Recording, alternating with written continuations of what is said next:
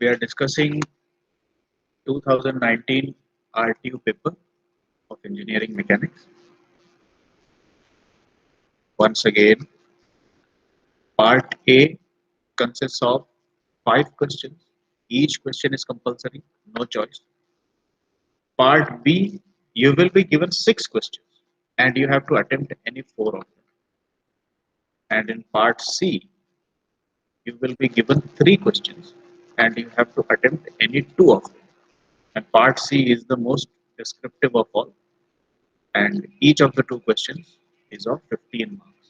So, if a numerical or a derivation, whatever is asked in it, you can expect it to be a lengthy problem.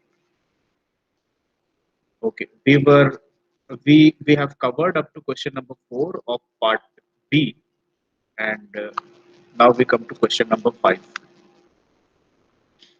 Define angle of friction and angle of free force.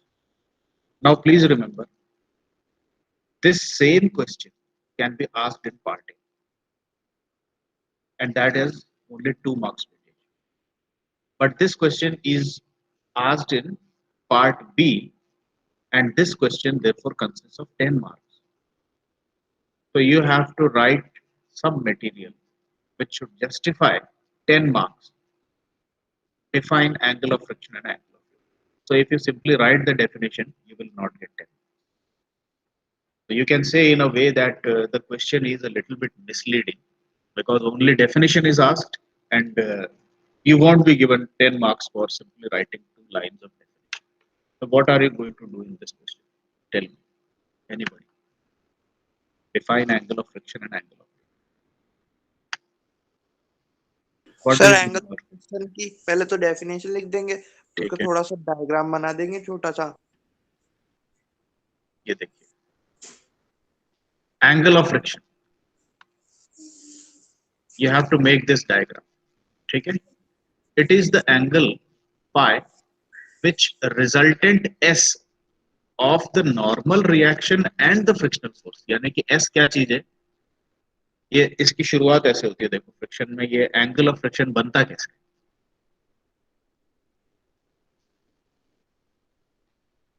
Initially, you take a body which is resting on the floor. You apply a force P. A small frictional resistance is developed.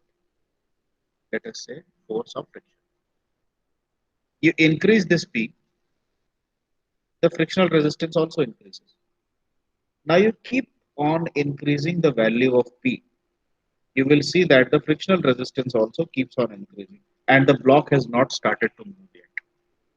At one singular point, when the value of applied force P reaches the limiting value of friction, at that point, this block slightly starts to move towards the direction of application of force. Now, that point has to be considered for defining angle of friction or coefficient of friction or whatever. ठीक है? अपन generally एक आदत है हमारी. This is a very important point that you'll understand.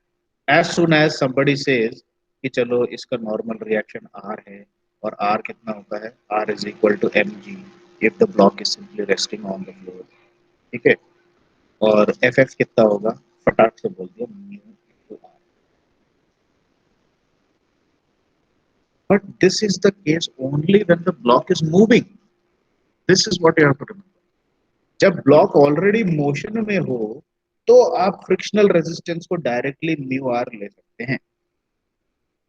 अगर मैं एक block को 2 न्यूटन की फोर्स लगा रहा हूं और वो चल नहीं रही है और मैं आपसे पूछूं कि इसका इसका फ्रिक्शनल फोर्स कितना है, तो आप सीधे फटाक से म्यू आर नहीं बोल सकते. This is wrong.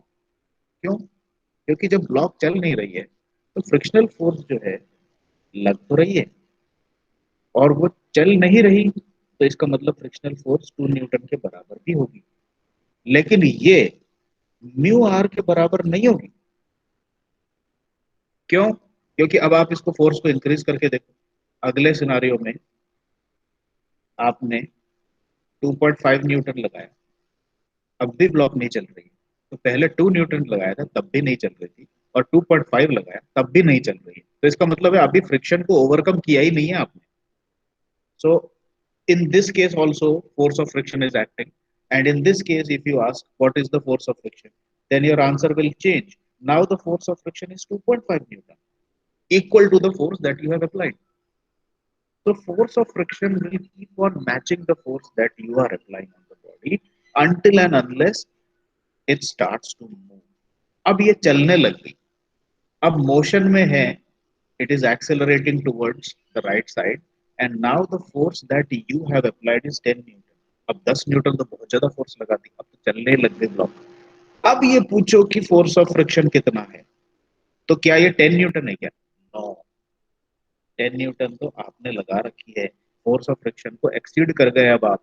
Now what is force of friction when the block has started to move, and now your answer should be the force of friction is equal to mu into r. तो ये concept आपको mind में रखना है. This is the concept of limiting value of friction. तो limiting value of friction वो value है जिस वैल्यू को रीच करने तक तो ब्लॉक मूव नहीं करती, और जैसे ही उस वैल्यू से ज्यादा की आपने फोर्स लगा दी तो ब्लॉक मूव करने लग जाएगी, और फ्रिक्शन की फोर्स उससे ज्यादा बढ़ नहीं पाएगी.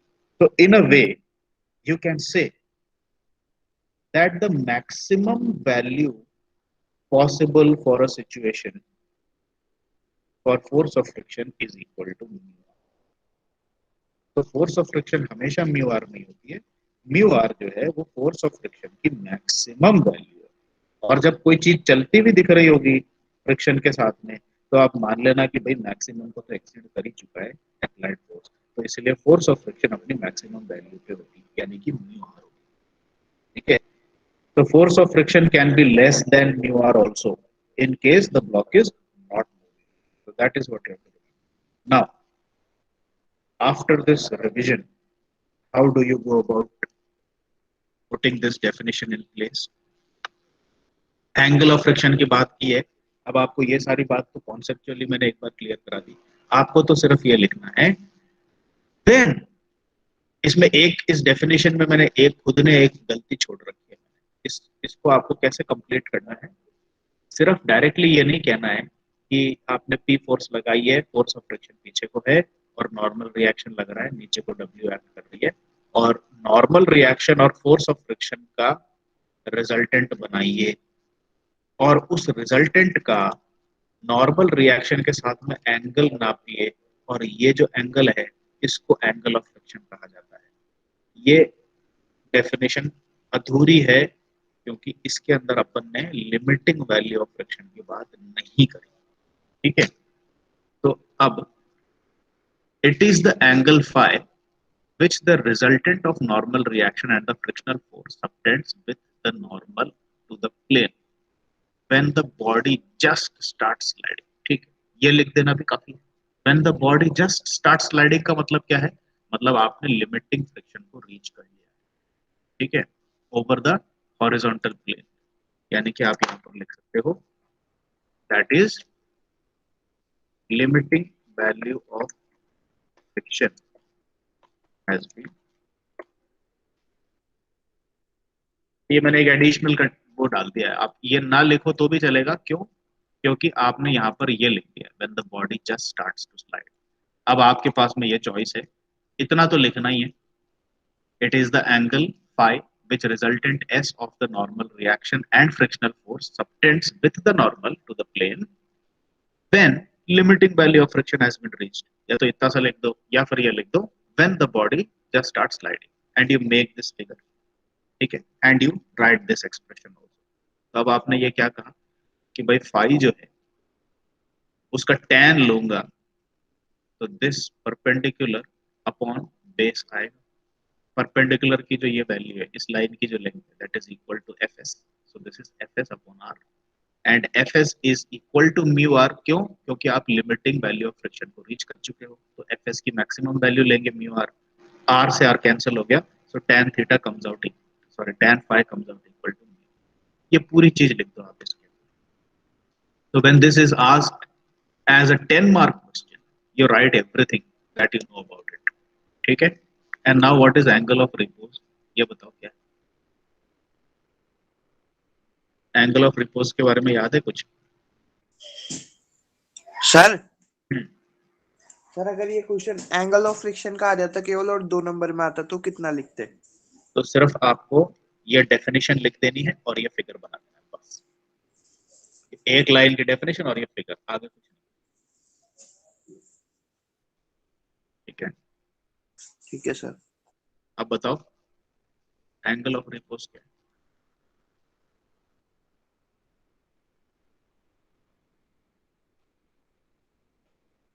याद है? नहीं याद है?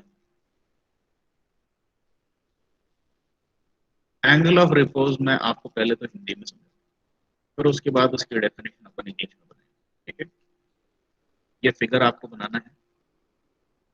एक एडजस्टेबल इंक्लाइंड प्लेन अपन ने बनाया है। ये देखो एडजस्टेबल इस तरह से है कि मैं इसका एंगल चेंज कर सकता हूँ। इसको अब यहाँ से खोल के ऊपर लगा सकता हूँ, इसको यहाँ से खोल के नीचे लगा सकता हूँ। सो weight on inclined plane with adjustable inclination.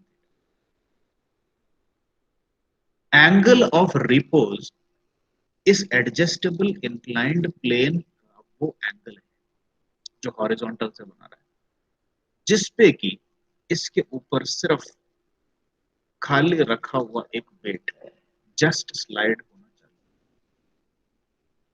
ऐसा कब होता है? आपने अगर एंगल कम कर रखा है तो फिर ये स्लाइड नहीं होगा। आप इसको थोड़ा और ऊपर ले जाओ, अब भी स्लाइड नहीं हो रहा। थोड़ा और ऊपर ले जाओ, अब भी स्लाइड नहीं हो रहा। जिस पोजीशन पर आकर के ये बॉडी जस्ट स्लाइड होना चालू हो जाए, उस एंगल को, और वो कौन सा एंगल है? वो इंक्लाइंड प्लेन का एंगल है, उस एंगल को एंगल ऑफ रिपोज। ठीक है, तो अब इसको इंग्लिश में आप कैसे एक्सप्रेस करोगे? It is the maximum angle of inclination. और मैक्सिमम भी अगर यूज नहीं करना चाहो, क्योंकि मैक्सिमम और मिनिमम में कंफ्यूजन हो जाएगा, it is that angle of inclination of an inclined plane at which a body simply resting on the plane just starts to slide down the plane. That angle of inclination of the plane is called as angle of repose. इतना सा लिख दोगे तो काम चल जाएगा। और अगर आप ये डेफिनेशन ना भी लिखना चाहो तो इस तरह का डिस्क्रिप्शन भी लिख सकते हो। Consider a block of weight W resting on inclined plane making theta, which is increased gradually till the block is just at the point of sliding, as shown in figure. तो ये figure बना दी। अब इसके बाद एक छोटा सा proof भी आता है इसके अंदर कि भाई ये प्रूफ करो कि एंगल ऑफ रिपोज आपके एंगल ऑफ फ्रिक्शन के बराबर होता है। ठीक है, तो उसके लिए आपको क्या करना है? ये देखो, मैं आपको इसमें तो ढंग से नहीं दे रखा। I will show you a very simple derivation.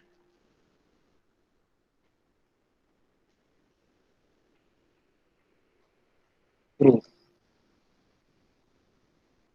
That theta is equal to five. Theta क्या है? Angle of repose. फाई क्या है? Angle of friction. और एंगल ऑफ फ्रिक्शन जो है ये आपको पहले ही पता है, that phi is equal, sorry, tan of phi अगर आप लोगे तो ये म्यू के बराबर आता है। ये आपको पहले से ही पता है। ठीक है, क्योंकि फाई एंगल ऑफ फ्रिक्शन है। अब अपन एंगल ऑफ रिपोज की बात कर रहे हैं, जिसका कि फ्रिक्शन से कोई लेना देना नहीं है। एंगल ऑफ रिपोज का फ्रिक्शन से कोई लेना देना नहीं है अभी तक। एंगल ऑफ रिपोज क्या है? ये तो इंक्लाइंड प्लेन की एंगल है। तो अब आपने कहा theta is that angle of the inclined plane at which the body just starts to slide.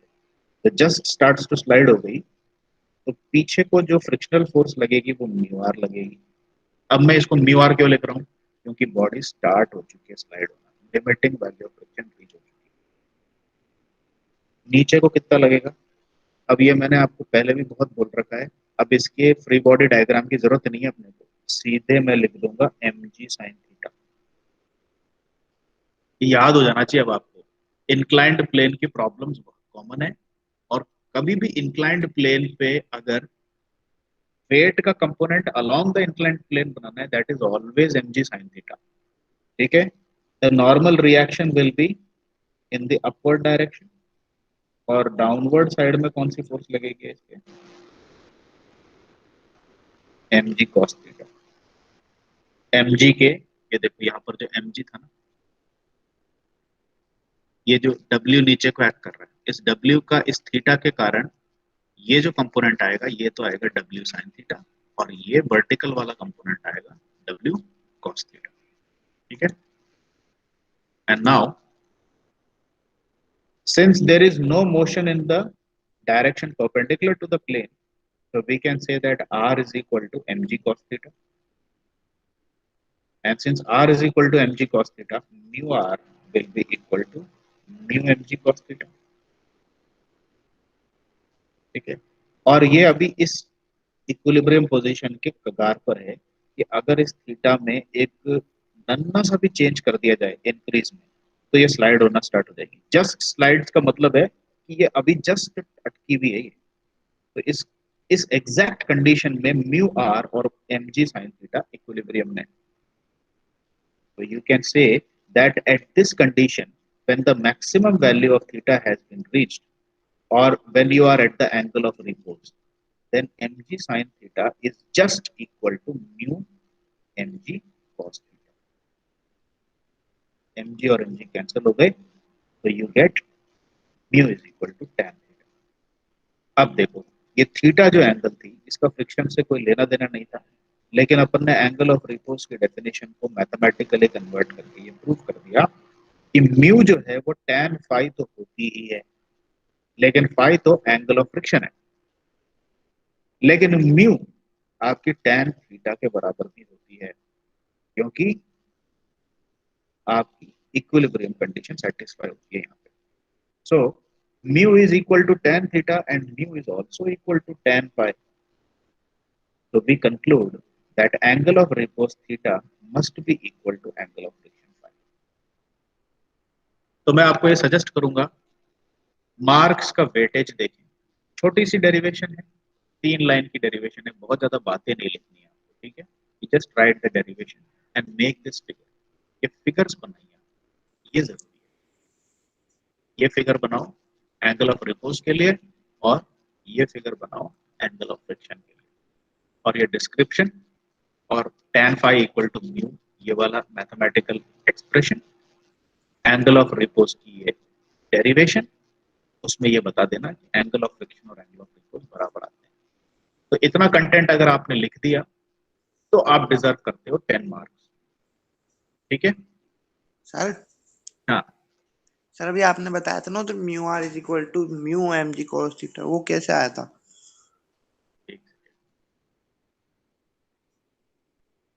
Mu R is equal to, mu M G cos theta. वो इसीलिए क्योंकि एम जी कॉस थीटा तो R है, हाँ और आपकी M G sine theta को मैं म्यू आर के बराबर इक्वेट कर रहा हूँ। Yes sir. तो आर की जगह पे मैं म्यू के साथ में एम जी कॉस थीटा लिख सकता हूँ। Yes sir, yes sir. Clear हो गया ना?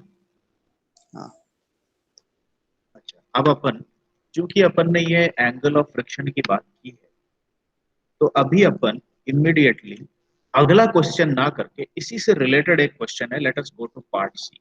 मैं इसको इसीलिए करा रहा हूँ क्योंकि ये क्वेश्चन फिर अब अगले हफ्ते आएगा, तब तक के लिए आप फ्रिक्शन का कॉन्सेप्ट फिर से भूल जाओगे।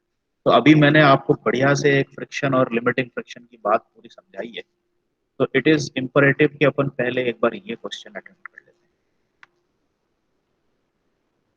सिंपल सा फिगर दे रखा है, देखने में लगता नहीं है कि कोई ज्यादा खास बात होगी, but let us look into the figure. Find the minimum value of coefficient of friction।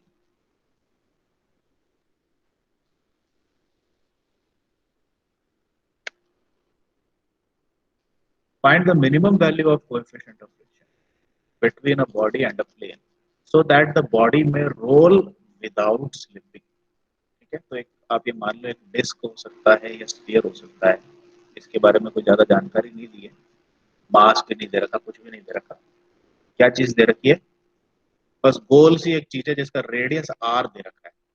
अच्छा, as shown in figure the radius of gyration and radius of the body are given as K and R. तो ये बता रखा है कि ये गोल सी कुछ वस्तु है, ये डिस्क हो सकती है, स्फीयर हो सकती है, कुछ कुछ भी हो सकती है, लेकिन इसका सिर्फ रेडियस ऑफ जायरेशन दे रखा है, ये दे रखा है, मास भी नहीं दे रखा, और बोल रखा है कि इसका रेडियस आर है। What is the minimum value of coefficient of friction so that the body में रोल विदाउट स्लिपिंग? इसका क्या मतलब है? अब आप अगर एक राउंड ऑब्जेक्ट को इंक्लाइंड प्लेन पे रखें और उस इंक्लाइंड प्लेन को हल्का सा ऊपर को उठाएं तो वो लुढ़कती भी नीचे आ जाएगी, सीधी सी बात। तो ये थीटा अगर 0.0001 भी तो भी ये लुढ़कना स्टार्ट हो जाएगी, ठीक है। लेकिन बात यहाँ पर इसकी नहीं है कि ये लुढ़कती है कि नहीं लुढ़कती है, लुढ़केगी तो पक्का ही 100% लुढ़केगी, छोटे से एंगल पे भी लुढ़केगी। आपको क्या पता करना है कि अगर मैं थीटा को इतना छोटा ना रख करके मैं 10 डिग्री ले लूं तो भी लुढ़केगी, मैं 20 डिग्री ले लूं तो भी लुढ़केगी। लेकिन अगर मैंने इसको 70 डिग्री ले लिया, now imagine a situation like this, तो क्या लगता है आपको ये सीधे रोल होगी या रोल होने के साथ फिसलेगी भी? सर फिसलेगी भी। ये रोल होने के साथ, पिछले की भी सर। ठीक है। तो ये यहाँ पर एक ऐसा क्वेश्चन आपको बताया गया है और इससे एक बहुत खतरनाक कॉन्सेप्ट भी आपका क्लियर होगा कि रोलिंग और स्लिपिंग कब ऑकर होती है। अगर हल्का सा इंक्लिनेशन होगा तब तो ये सिर्फ प्योर रोटेशन करेगी, ये रोल होती भी नीचे आ जाएगी, ठीक है।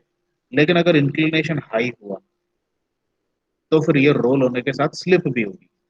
तो अब ये इस क्वेश्चन में यही पूछ रहा है कि भाई थीटा को मैं कितना मैक्सिमम तक बढ़ा सकता हूं कि आपकी ये जो राउंड ऑब्जेक्ट है ये फिसलना स्टार्ट नहीं हो, सिर्फ रोलिंग ही करती रहे। यानी कि इस थीटा को मैं कैसे बढ़ा सकता हूं आगे को, how can I increase this theta in such a way so that I reach a limit at which the sphere is still rolling and not slipping, यानी कि इसकी स्लिपिंग स्टार्ट नहीं हुई है। तो ये एक ऐसे एंगल की लिमिट आपसे पूछ रहा है कि ये बताओ कि इस मैक्सिमम थीटा पे भी ये रोल ही हो और स्लिप नहीं, हाउ टू डू दैट। अब इस क्वेश्चन को पढ़ करके सिर्फ स्टूडेंट्स की नहीं, टीचरों की भी हवा निकल जाती है। और ये भी बता दूं ये क्वेश्चन आपके डीपी शर्मा के अंदर है, मैं अभी सॉल्व करा देता हूँ। सो नंबर मैंने नोट नहीं किया but you have to search for it, page number पता नहीं मेरे को, लेकिन ये डीपी शर्मा में है ये प्रॉब्लम।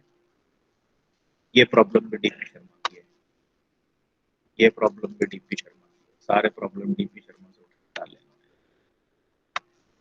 All the problem. लेकिन हर साल ऐसा मत सोचना कि डीपी शर्मा से ही आएंगे सारे। इस साल डीपी शर्मा से आ गए, अब इससे पिछले साल वाले जाएंगे उसमें डीपी शर्मा का एक भी नहीं मिलेगा, उसमें आपको भाभी कट्टी से कुछ क्वेश्चन मिलेगा। तो this keeps on rotating like this. Anyway, ये है। अब इसमें ये कॉन्सेप्ट लगता है कि ये मैक्सिमम और मिनिमम एंगल की जब बात कर रहा है और इसमें फ्रिक्शन की, अब ये बोल रहा है what is the minimum value of coefficient of friction, ठीक है, सो दैट द बॉडी में रोल विदाउट स्लिपिंग। एक थीटा तो दे ही रखी है, अब इन्होंने क्या किया, थीटा को चेंज नहीं कर रहे, ये म्यू को चेंज कर रहे हैं, ठीक है। तो ये बोल रहा है कि कितनी मिनिमम फ्रिक्शन होनी चाहिए जिससे कि ये रोल करे। अब आपको ये भी बता दूं कि अगर म्यू की वैल्यू बहुत कम कर दी तो एक छोटे एंगल पर भी ये फिसल जाएगी, समझ रहे हो ना। तो ये पूछ रहा है कि म्यू की मैं कितनी कम से कम वैल्यू ले सकता हूँ जिससे कि ये फिसले नहीं, सिर्फ रोल करे। और थीटा एंगल को इन्होंने फिक्स कर दिया, ठीक है। अब अपन देखते हैं कि इसको कैसे करना है। सबसे पहले तो अपन जानते हैं कि इस क्वेश्चन को अटेम्प्ट करने के लिए अपने पास कोई लीड नहीं है। कौन कौन सी चीजें यूज कर सकते हैं अपन? एक अपने पास के है, एक अपने पास आर है और एक अपने पास थीटा है। ये तीन पैरामीटर है आपके पास, इन तीन पैरामीटर्स के अलावा आप कुछ भी यूज नहीं कर सकते। And you have to find the limiting value और minimum value of mu which will cause pure rotation, ठीक है। अब देखो, सबसे पहला काम तो है इसकी free body diagram. Free body diagram एक ऐसी चीज है जो कि आप कभी भी बना सकते हैं। तो let us start the free body diagram.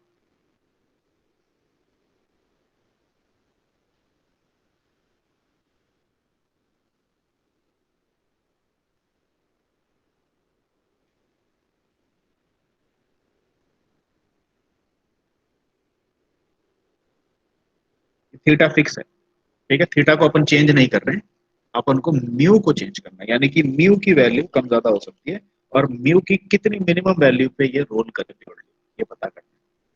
तो now I take the centre, draw this radial distance, ये पता है अपने को, यहाँ पे परपेंडिकुलर बनाएगा, ठीक है, और उसके बाद फोर्स ऑफ फ्रिक्शन पीछे को लगा देते हैं। अब मैं इसको म्यू आर नहीं लिख रहा, क्योंकि म्यू आर लिख दिया तो वो तो सीधे सीधे लिमिटिंग वैल्यू ऑफ फ्रिक्शन हो जाएगी। मैं इसको क्या लिखूंगा, मैं इसको लिखूंगा फोर्स ऑफ फ्रिक्शन है, ठीक है, नॉर्मल रिएक्शन है जो ऊपर को लग रहा है और सेंटर से नीचे को एक्ट करेगी एम। और अब मेरे को ये भी पता है, अब मेरे को इसमें ज्यादा दिमाग लगाने की जरूरत नहीं है, मैं एक काम ये भी कर सकता हूँ कि इस एम को यहाँ पर ना बना करके सीधे एम के कंपोनेंट्स ले, क्योंकि वो अपन को जनरली करना ही होता है। इस कंपोनेंट का वैल्यू बताओ एम का। एम जी साइन थीटा। और एक कंपोनेंट नीचे को आएगा, ये कितना है, mg cos थीटा। ठीक है। और कोई फोर्स है क्या इसमें? देख के बता दो, कोई भी और फोर्स अगर आपको लग रही हो तो बता दो, वरना कह दो कि अब कोई फोर्स नहीं है, हो गया इसका फ्री बॉडी डायग्राम। सर ये आगे की तरफ रोल होगी ना, हाँ, नीचे की तरफ को, तो उधर की तरफ भी तो लगेगी सर फोर्स। इधर को नहीं है, हाँ एम जी साइन थीटा लग रही है ना, नहीं और कोई एम फोर्स। साइन के कारण ही नीचे आएगा ना ये तो, हाँ सर और कोई फोर्स नहीं है। नहीं है ना, ठीक है। सारी फोर्सेस अपन ने कंसिडर कर लिया, फ्री बॉडी डायग्राम बन चुकी है, ठीक है। अब अपन को क्या करना है, अब अपन को ये पता है कि म्यू की बात कर रहा है, तो अब एफ एफ से तो इसका रिलेशन है ही, इसमें से कुछ ना कुछ तो निकालना ही है, एक लिमिटिंग वैल्यू इसी से निकलेगी, ठीक है। तो अब अपन एक काम करते हैं, इसकी इक्वेशन ऑफ मोशन बना, भाई अपने पास इसमें और कोई लीड नहीं है, और क्या निकालना है ये भी नहीं बोला हुआ, बस इन्होंने बोला है कि फ्रिक्शनल कोएफिशिएंट की कितनी वैल्यू मिनिमम पे ये प्योर रोलिंग मोशन है। तो अपने पास अब चूंकि और कोई लीड नहीं है, तो अब फ्री बॉडी डायग्राम के बाद आप कर क्या सकते हो, मैं आपको इस तरह का तर्क दे रहा हूँ कि एग्जाम में आपकी थिंकिंग कैसी होनी चाहिए, ठीक है। तो मैं एक चीज कर सकता हूँ कि भाई मेरे पास फोर्सेस हैं, तो मैं इसके ऊपर काइनेटिक्स की इक्वेशन लगा दूँ। काइनेटिक्स की इक्वेशन क्या कहती है, mass into acceleration is equal to summation of all forces. और चूंकि ये रोटेशनल भी मोशन दिखा रही है, तो अब सीधी सी बात है कि सिर्फ ट्रांसलेशनल मोशन की इक्वेशन ही नहीं लगाऊंगा, मैं I into alpha is equal to summation of moment भी लगाऊंगा। ये दो इक्वेशन मैं लगा सकता हूँ। और ये क्यों लगा रहा हूँ, क्योंकि इक्विलिब्रियम तो है ही नहीं, इन्होंने पहले ही बोल दिया कि ऑब्जेक्ट रोल होकर के नीचे आना चाहिए, स्लिप नहीं होना चाहिए। तो जब रोल होकर के मूव कर रहा है तो इक्विलिब्रियम तो है ही। तो you can not apply equations of equilibrium. Free body diagram के बाद में क्या होता है, या तो इक्विलिब्रियम होगी या तो फिर न्यूटन की लॉ लगेगी, बस। तो अब अगर ये मूव कर रही है तो इक्विलिब्रियम नहीं है, तो मैं न्यूटन की ये दो लॉज लगा देता हूँ। दो लॉज नहीं है ये, this is the second law of Newton, ठीक है। और इसमें दो बार क्यों आया ये, वो इसलिए आया क्योंकि इसमें रोलिंग है। अगर ये एक स्फेरिकल ऑब्जेक्ट की जगह अगर एक सिर्फ ऐसा एक ऑब्जेक्ट होता, तो इसमें न्यूटन लॉ सिर्फ एक ही लगता, दैट्स। अब इसमें रोटरी मोशन नहीं लगता, लेकिन चूंकि इसमें रोटरी मोशन भी है, तो अब मैं दोनों लगा। सो सबसे पहले तो मेरे को ये बता दो, अपन किस डायरेक्शन में ये लगा सकते हैं न्यूटन की इक्वेशन। इंक्लाइंड प्लेन में अपन कौन से डायरेक्शन में न्यूटन की इक्वेशन लगाते हैं, दोनों में लगा दो चलो। एक तो पहला तो ये देखो, इसको अब एक्स डायरेक्शन मानो, कभी भी इंक्लाइंड प्लेन आती है तो इंक्लाइंड प्लेन के अलोंग एक्स बना देना और इंक्लाइंड प्लेन के परपेंडिकुलर वाई बना देना, ये आपके लिए एक नियम है, you have to remember this, ठीक है। अब बताओ इस इक्वेशन को मैं कैसे अप्लाई करूं, आप बताओ, यू टेल।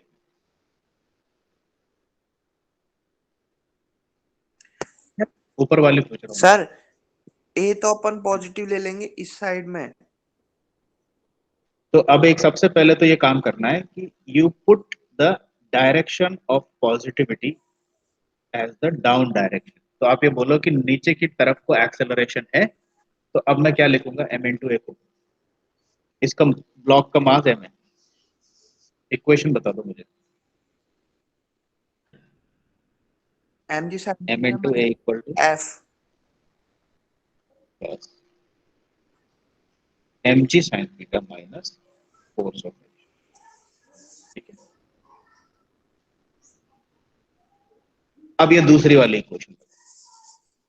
दूसरी वाली इक्वेशन, अब चूंकि ये मोमेंट ऑफ इनर्शिया है, एंगुलर एक्सेलरेशन है और समेशन ऑफ मोमेंट, तो अब ये बात अपन ने कल भी डिस्कस की थी। कभी भी मोमेंट और मोमेंट ऑफ इनर्शिया वाली बात आती है, you have to first choose a point about which moments are being calculated. और अब मोमेंट का कैलकुलेशन जिस पॉइंट के अबाउट हो रहा है, उसी पॉइंट के अबाउट मोमेंट ऑफ इनर्शिया भी निकलेगी। तो अब ये जो रोल हो रहा है, इसकी जो मोमेंट ऑफ इनर्शिया है, ये इसके सेंटर के अबाउट ही लेना सही रहेगा। अब ऐसा क्यों? क्योंकि आपको प्रॉब्लम में radius of gyration of body के दे रखी है। ठीक है, अब इन्होंने ये नहीं बताया कि radius of gyration of body about which axis. तो अगर नहीं बताया, तो आप क्या अज्यूम करोगे कि अगर ये डिस्क है या कोई भी चीज है, तो उसके सेंटर से पास होने वाली जो एक्सिस है, उसके अबाउट ही ये के की वैल्यू दे रखी है। ठीक है, तो अब इसमें अपने पास और कोई चॉइस नहीं है। We should or rather we must select the center of this object as the point about which all moments and moment of inertia are calculated. तो अब मैं ये चाहता हूं कि आप इस सेंटर पॉइंट को अपना रेफरेंस मानते हुए सारे फोर्सेस का मोमेंट का सम लगाओ। अब आपको इसमें सारी फोर्सेस दिख रही है। एक फोर्स है एम जी साइन थीटा, एक फोर्स है एम जी कॉस थीटा, एक फोर्स है रिएक्शन, एक फोर्स है एफ। इन सारी फोर्सेस का मोमेंट निकालना है इस ओ पॉइंट के अबाउट, और उनको ऐड करना है और उसको इक्वेट करना है आई इंटू एल्फा से। बनाइए equation.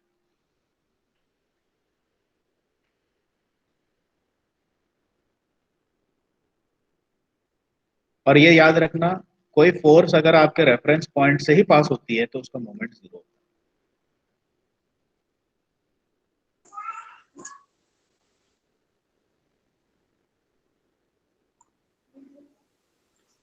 Sir force of frictional ये फिर तो। बिल्कुल सही कहा। एम जी साइन थीटा ओ से पास हो रही है, एम जी कॉस थीटा ओ से पास हो रही है। रिएक्शन फोर्स को अगर एक्सटेंड करूं तो वो भी ओ से पास हो रही है। तो कुल मिलाकर के इन चार फोर्सेस में से सिर्फ एक ही फोर्स है जो मोमेंट या रोटेशन कॉज कर रहा है इस बॉल का, and that is force of friction. और थियोरेटिकली आपको एक बात बता दूं, अगर थियोरेटिकली एक ऐसा प्लेन क्रिएट कर लो जिसपे कि फ्रिक्शन आइडियली जीरो हो जाए, और अगर आप उस पे एक बॉल को भी रख देते हो, तो वो बॉल बिना रोटेट हुए नीचे फिसलेगी। इमेजिन करना बहुत मुश्किल है। आप सोच रहे होगे यार, गेंद को अगर मैं इंक्लाइन प्लेन पर रखूं तो ऐसा कभी होता है क्या कि वो लुढ़के बिना नीचे आ जाए?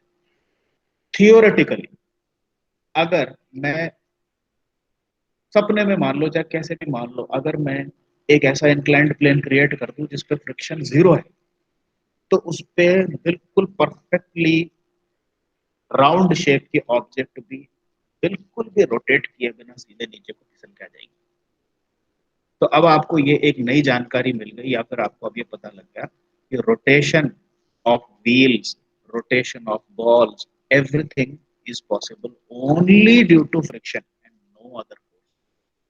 आपकी कोई भी गेंद, गाड़ी में चलने वाले असंख्य गाड़ियों के पहिए, ये सारी चीजें अगर रोटेट करती हैं रोड पे, सिर्फ और सिर्फ फ्रिक्शन के कारण रोटेट करती है। ठीक है, एनीवे इससे ये भी क्लियर हो गया कि the only force causing the rotation about point O is force of friction. Now what is the value of moment?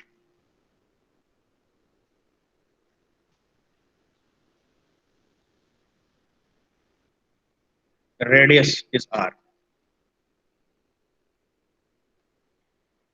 ये इक्वेशन बनानी है अपने को। I alpha is equal to summation M. Summation M में आप देखो बाकी फोर्सेस की मोमेंट तो जीरो हो गई, तो बस एक फोर्स की मोमेंट बनानी है।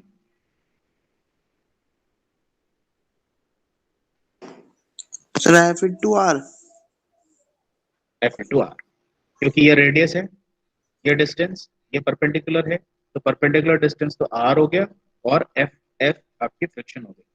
तो मैं आई इंटू एल्फा को सीधे लिखूंगा, it is simply F F into R. बात खत्म हो गई। ठीक है, अब इसमें मैं एक चीज और रिप्लेस करूंगा। आई की वैल्यू क्या है? अगर मैं मान लूं कि बॉल का मास m है और रेडियस ऑफ जायरेशन k दे रखा है, व्हाट इज आई? एम के square. It sir is M m K k। Square. तो अब इस इक्वेशन को मैं थोड़ा सा रिप्लेस कर देता हूँ, आई की जगह पे लिख देता हूँ m k स्क्वायर। ठीक है, अब आपने ये कहा कि इंक्लाइंड प्लेन पे इस बॉल का सेंटर ऑफ मास का जो एक्सेलरेशन डाउनवर्ड है वो a है, और आप ये अल्फा जो है ये क्या चीज क्लेम कर रहे हो? The angular rotational acceleration of the ball is alpha.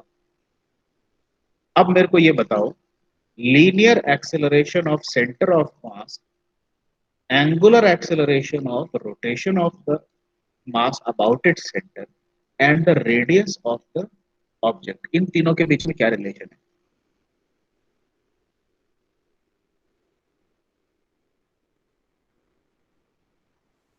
Sir v is equal to are omega से।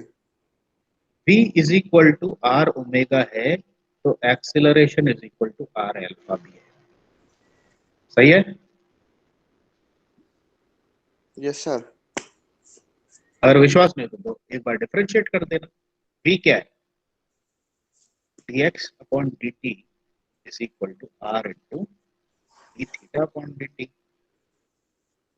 एक और बार डिफरेंशिएट करूंगा तो d2x upon dt square equal to r into theta upon dt square. ये क्या चीज है? This is linear acceleration. ये क्या चीज है? Angular acceleration. हो गया ना? तो जिस तरह से आप ये याद रखते हो कि v is equal to are omega, उसी तरह से ये भी अब मन में इसको धारण कर लो। एक्सेलरेशन यानी linear acceleration is always equal to R into alpha, या फिर एंगुलर एक्सेलरेशन। मैं ये रिप्लेसमेंट क्यों कर रहा हूँ? क्योंकि ये अल्फा नाम का पैरामीटर अपने प्रॉब्लम में है ही नहीं। इन सब चीजों को धीरे धीरे गायब करना है। ठीक है, तो एनीवे अपन अल्फा की जगह पे लिख सकते हैं a upon r. A upon r. तो अब मैं इसको भी रिप्लेस कर देता हूँ।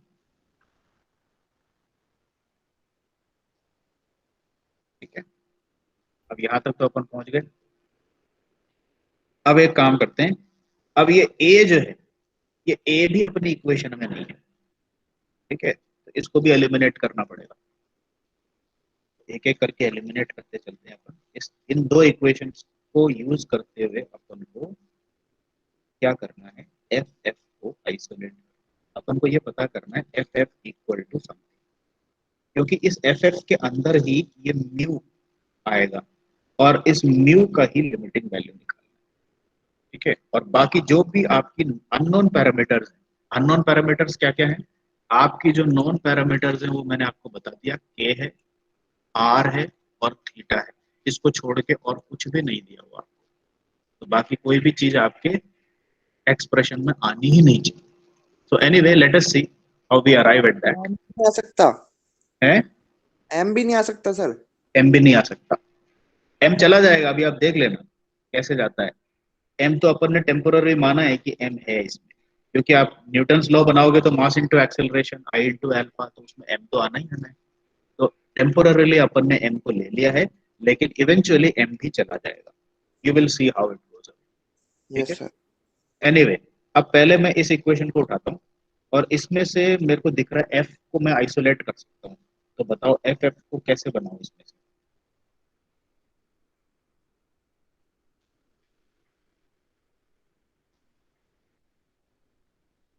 F F is equal to, rearrange ही तो करना है।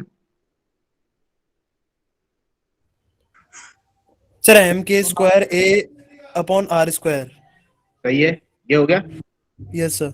अब मैं ये चाहता हूं कि भाई एफ एफ का ये जो एक्सप्रेशन है इसमें देखो, अब एक तो ये एम मेरे को खटक रहा है, ये नहीं चाहिए। एक ये ए मेरे को खटक रहा है, ये भी नहीं चाहिए।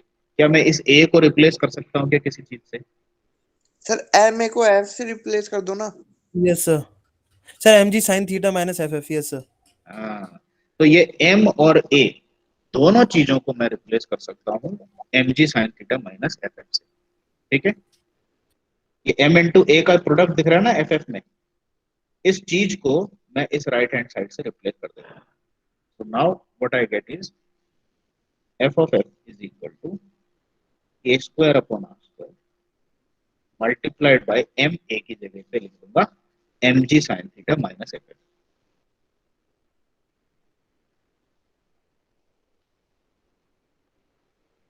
अब देखो सारी चीजें ऑलमोस्ट चली गई है, बस ये एम का छोटा सा कॉन्सेप्ट रहता है। अब ये भी चला जाएगा। अब सबसे पहले तो एफ एफ को उस साइड पे ले जाऊं मैं, इस चीज को मैं रीअरेंज कर रहा हूँ, k square upon are square M G sine theta minus k square upon are square f f. इस वाले टर्म को लेफ्ट हैंड साइड पे ले जाता हूँ ताकि एफ एफ एक ही साथ आ जाए। तो I will get one plus K square upon are square into F F is equal to K square upon are square M G sine theta. And now I want to isolate ff on the left hand side.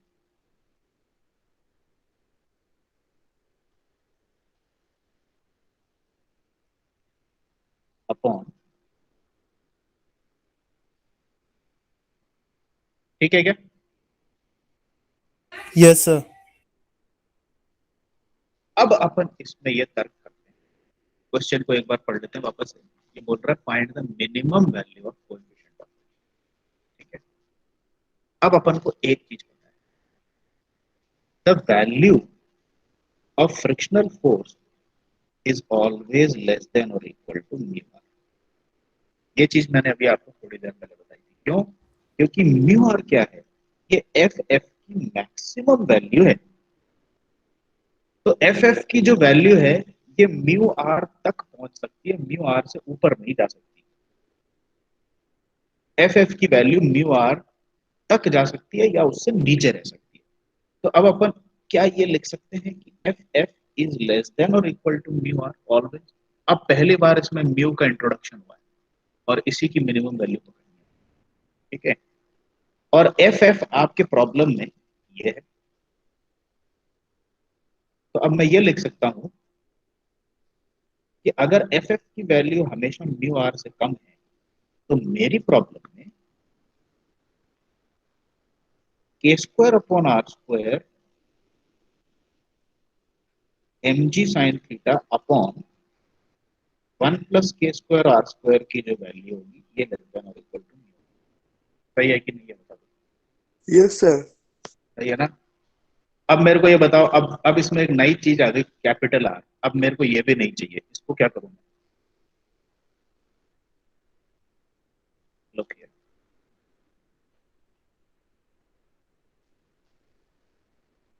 आपने in the M direction of X लगाया था। अब perpendicular to X यानी Y direction में, इस direction में देखोगे तो इक्विलिब्रियम है, इस डायरेक्शन में मोशन ही नहीं है। यस। ये सर ठीक आर है, is equal to M theta हो जाएगा। mg cos theta, so we will replace r with mg cos theta। तो यहाँ पर आ गया K square upon are square mg sin theta upon one plus K square upon are square is less than और equal to mu into mg cos theta। अब देखो ये mg और mg खत्म हो गया, अब जाकर के mb एलिमिनेट हुआ है। अब अपन को म्यू को आइसोलेट कर लेना है। तो I can say from this above expression that mu has to be greater than or equal to K square upon are square. cos theta को नीचे लाऊंगा तो sin थीटा से डिवाइड होगा, this will become tan theta upon one plus K square upon R. This is your answer. Theta अपन ने लिया है, के लिया है, आर लिया है, और कोई चीज नहीं है अपने पास। जो पैरामीटर्स आपको प्रॉब्लम में दी थी उन्हीं सिर्फ पैरामीटर्स को यूज करके एक्सप्रेशन बना लिया और म्यू को एक्सप्रेस।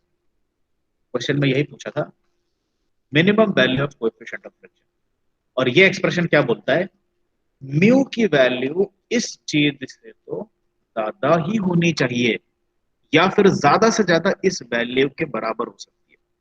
तो ये मिनिमम वैल्यू ऑफ म्यू हुआ कि नहीं हुआ?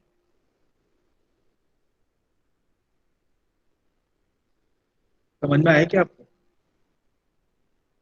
Yes sir. ये टिपिकल प्रॉब्लम है ये। नहीं सर, नहीं आया ये वाला। ये डेरिवेशन तो क्लियर हो गया ना? हाँ, डेरिवेशन क्लियर हो गया, ये नहीं समझ में आया लास्ट पॉइंट। अब देखो, अगर मैं ऐसे लिखता हूं कि ये एक्सप्रेशन लेस देन और इक्वल टू म्यू है, या फिर मैं ये बोल रहा हूँ कि म्यू जो है ग्रेटर देन और इक्वल टू दिस एक्सप्रेशन है, तो मैं एक तरह से ये बोलने की कोशिश कर रहा हूं कि म्यू की वैल्यू आपके प्रॉब्लम में इस गिवन एक्सप्रेशन के या तो बराबर हो सकती है या तो इससे ज्यादा होनी चाहिए। ठीक है, तो क्या म्यू की ये मिनिमम वैल्यू नहीं होगी? क्या म्यू इस वैल्यू से कम जा सकती है क्या? No sir. नहीं सर। इस वैल्यू से ज्यादा ही जा सकती है ना? तो इसका मतलब है कि ये जो दी हुई वैल्यू है ये म्यू की मिनिमम ही हुई ना? Yes sir. Yes sir. This is the logic, और यही इन्होंने पूछा था कि मिनिमम वैल्यू ऑफ कोएफिशिएंट। अगर मैं किसी चीज को ऐसे लिखता हूं जैसे कि म्यू इज लेस देन और इक्वल टू समथिंग समथिंग, ठीक है, तो इसका मतलब क्या है, इस गिवन एक्सप्रेशन से म्यू कम ही हो सकती है या मैक्सिमम बराबर हो वैल्यू। सकती है, तो ये मैक्सिमम वैल्यू हो जाएगी म्यू जो है। Got it? Yes sir. तो ये था आपका ये वाला प्रॉब्लम। अब अपने पास ये प्रॉब्लम स्टार्ट करने का आज टाइम नहीं है। ये वाली प्रॉब्लम थोड़ी सी लेंथी है, इसको मैं आपको नेक्स्ट क्लास में करवाऊंगा। प्रिंसिपल ऑफ वर्क, ये देखो, right short notes on principle of work and energy, conservation of energy. क्या है principle of work and energy, जरा बताओ क्या है? Sir, principle of work energy का मतलब है किसी एक पॉइंट से दूसरे पॉइंट के बीच में जो वर्क डन हुआ है वो, और है ना, वो मतलब काइनेटिक एनर्जी में डिफरेंस के इक्वल होगा।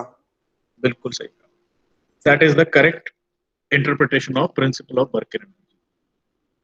अब ये शॉर्ट नोट्स लिखने को कहा है इसमें आपको, तो शॉर्ट नोट्स में आप इसका सबसे पहले तो एक्सप्रेशन लिखेंगे, डेरिवेशन भी कर देंगे और एक एग्जांपल भी देंगे, तब जाकर के आपके शॉर्ट नोट्स हो जाएंगे। क्योंकि आप खुद ही सोच के देखो, शॉर्ट नोट्स एक टेक्निकल सब्जेक्ट में मेरा खुद का ओपिनियन ये है कि कोई बहुत ज्यादा लॉजिक नहीं रखता है। ये शॉर्ट नोट्स वाला जो कॉन्सेप्ट है ये किस में काम आता है? ये पॉलिटिकल साइंसेज में, आर्ट्स में, लिटरेचर में काम आता है कि भाई शेक्सपियर के किसी लिटरेचर और किसी रचना के ऊपर आप अपने विचार व्यक्त कीजिए, right short notes on the work developed by a particular author and all that. Principle of work energy पे स्पेसिफिक क्वेश्चन होना चाहिए, क्या है, डेफिनेशन क्या है, प्रूफ क्या है, डेरिवेशन क्या है, एग्जाम्पल क्या है, ये है मुद्दे की बात। तो शॉर्ट नोट, लेकिन अब ये एक एक तरह से कह लो कि एक प्रचलन है ये, शॉर्ट नोट करके खूब बार पूछा जाता है आपसे।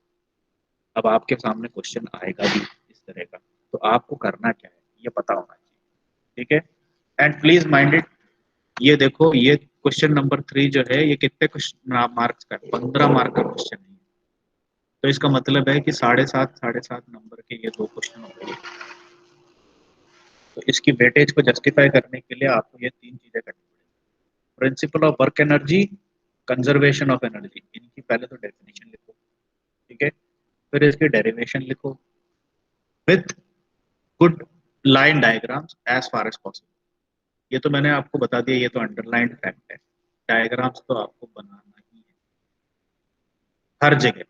जहां पर डिस्क्रिप्टिव आए, डेरिवेशन आए, बिना डायग्राम के आप बच नहीं सकते, you have to draw diagram, ठीक है। Principle of okay sir. तो आज अपन क्लास यहीं स्टॉप कर देते हैं, क्योंकि ये वाला अगर मैं स्टार्ट करूंगा तो फिर इसका बाकी टुकड़ा अगले हफ्ते आएगा, तो इसीलिए ये अपने लिए अभी इतना सही नहीं होगा। तो आज मैं आपको थोड़ा 10 मिनट पहले छूट रहा हूँ। If you have any other doubts you can ask me, otherwise you can leave the meeting. अच्छा, 1 मिनट पहले अटेंडेंस अपन ले लेते हैं, फिर आप